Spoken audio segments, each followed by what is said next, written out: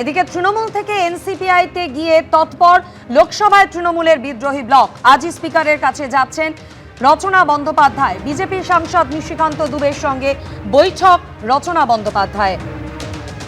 এর আগেই তৃণমূল থেকে এনসিপিআইতে গিয়েছে তৃণমূলের লোকসভার বিদ্রোহী ব্লকের 20 জন সদস্য।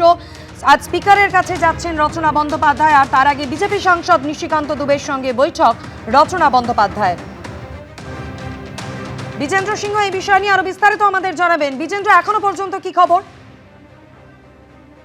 দেখো, রচনা বন্দ্যোপাধ্যায় যেদিন 19 জন সাংসদ এসে স্পিকারের সঙ্গে দেখা করেছিলেন এবং তারা সই করেছিলেন স্পিকারের সামনেই কি তারা সেপারেট ব্লক তৈরি করছেন এবং তারা একটা অন্য দলের সঙ্গে মার্জ করার সিদ্ধান্ত নিয়েছেন, সেটা এখনো বিবেচনাধীন রয়েছে স্পিকারের।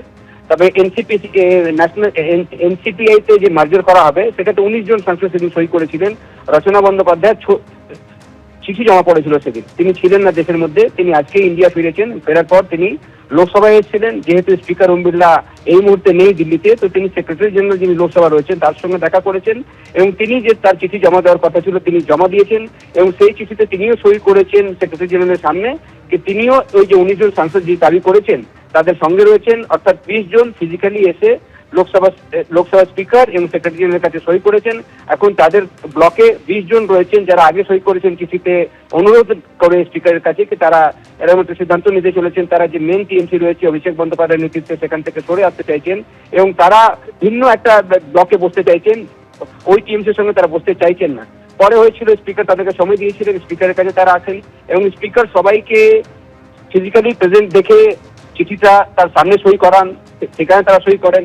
তাদের মত জানতে চান স্পিকার মিটিং করার পর এবং শুধুমাত্র রচনা বাড়িয়ে সেদিন ছিলেন না, যেদিন স্পিকার সময় দিয়েছিলেন এই সাংসদদেরকে, তিনি বাইরে ছিলেন। দেশে ফেরার পর আজকে তিনি প্রথমে যান নিশিকান্ত দুবের বাড়িতে, সেখানে দীর্ঘক্ষণ তার মিটিং হয়। তারপর সেখান থেকে গেছিলেন ভূপেন্দ্র যাদবের বাসভবনে এবং ভূপেন্দ্র যাদবের বাসভবন থেকে দেখলাম আমরা তিনি নিশিকান্তের গাড়িতেই ওখান থেকে বেরিয়ে আছেন সংসদ ভবনে এবং সংসদ ভবনে সেক্রেটারি জেনারেল লোকসভার সঙ্গে তিনি দেখা করে তিনিও সই করেছেন তার সামনেই, যে 19 জনের ব্লক যে দাবি করে এসেছিল সেটার সঙ্গে তিনিও রয়েছেন।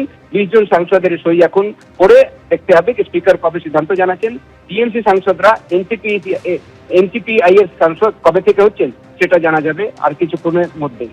একদমই বিজেন্দ্র, তুমি আমাদের সঙ্গে থাকো। অর্থাৎ আগেই যেমনটা তৃণমূলের লোকসভায় বিরোধী ব্লকের 20 জন সাংসদ তারা জানিয়েছিলেন তারা এনডিএর শরিক হিসেবে এবার থেকে কাজ করবেন এবং এনসিপিআই এর সঙ্গে তারা মিশে যাচ্ছেন, আর এর ফলে বিজেপির পরে এনডিএর বৃহত্তম শরিক হতে চলেছে এনসিপিআই।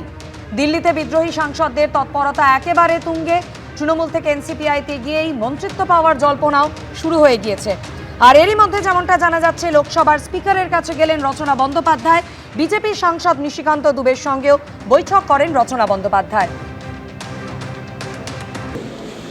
Block that we are trying to merge into another party, acceptance has already come to us. They are happy to take us.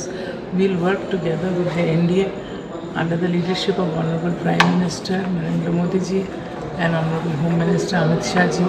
They are looking into the affair of this merger, how to use the schemes that were not implemented in West Bengal in the last tenure. We were just discussing that even child safety issues were not allowed in the state of West Bengal. Like that, many other schemes were not used in the last ministry. So we are looking into how to implement those central issues in conjunction with our Honorable Chief Minister also. ABP Ananda, এগিয়ে থাকে, এগিয়ে রাখে।